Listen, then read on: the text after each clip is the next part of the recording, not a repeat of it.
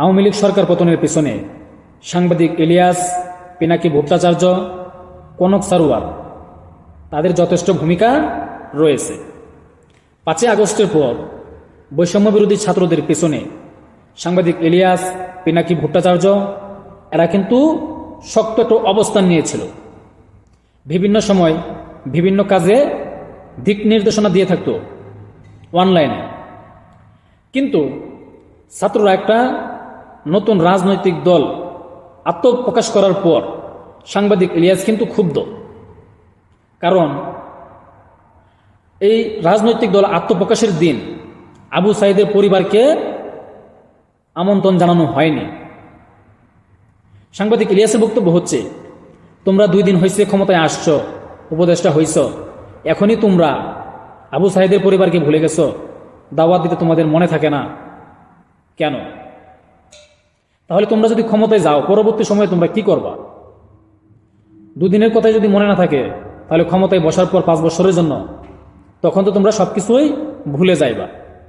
আর সাংবাদিক ইলিয়াস যাকে ধরে তার কিন্তু তারে গাইল কইরেই ছাড়ে, সেটা কোনো ব্যক্তি হোক বা কোনো রাজনৈতিক দল হোক।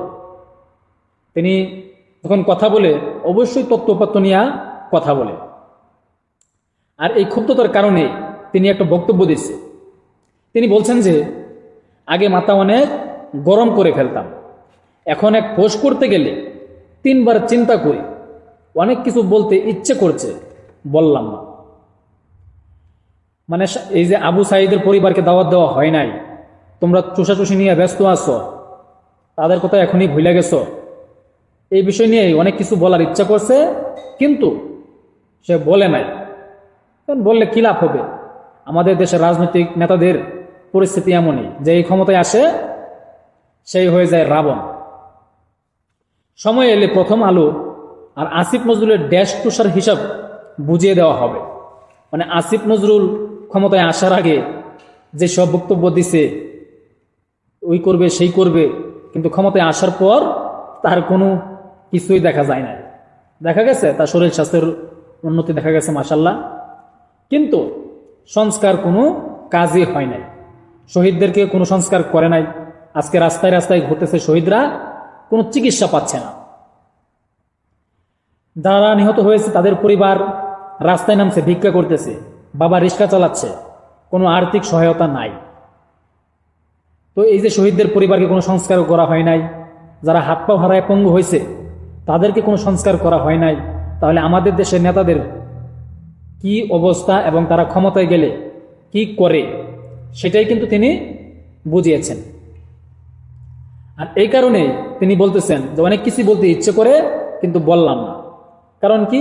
বললে কোনো ফায়দা হবে না। যে হয় রাম সে হয় রাবণ, ক্ষমতায় গেলেই সে রাবণ হয়ে যায়, এটাই তিনি ইঙ্গিত করছে।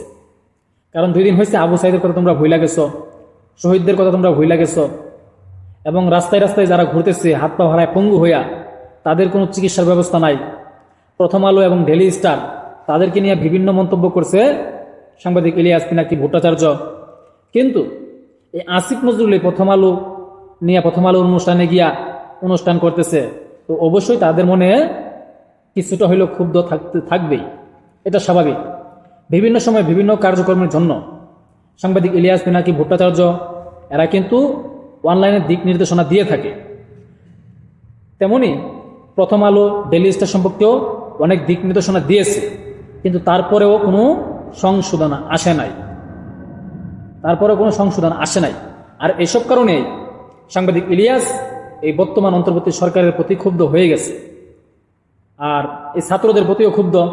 আমি কারণগুলো উল্লেখ করেছি কি কারণ। এবং আসিফ নজরুলকে নিয়ে কিন্তু সাংবাদিক ইলিয়াস খেলতেছে। বিভিন্ন সময় আসিফ নজরুলের বউয়ের, শাশুড়ি, শ্বশুরির ভিডিও কিন্তু তিনি ছাড়তেছে। তো যাই হোক, সাংবাদিক ইলিয়াস যাকে ধরে তাকে তো অবশ্যই কাইল করেই ছাড়ে। তো দেখা যাক এই সরকারের জন্য সাংবাদিক ইলিয়াস কি করে বা কি করতে পারে। তবে সাংবাদিক ইলিয়াস যা বলে এটা অবশ্যই সত্য। কিছুদিন আগেও তিনি একটা ইউটিউব লাইভ করেছিল এই সমন্বয়কদের নিয়ে। তো তারা চাঁদাবাজি এবং বিভিন্ন সময় মামলা বাণিজ্য সবকিছুর সাথে তারা জড়িত আছে। তো যাই হোক, দেখা যাক কি হয়, অপেক্ষায় থাকুন। আসসালামু আলাইকুম।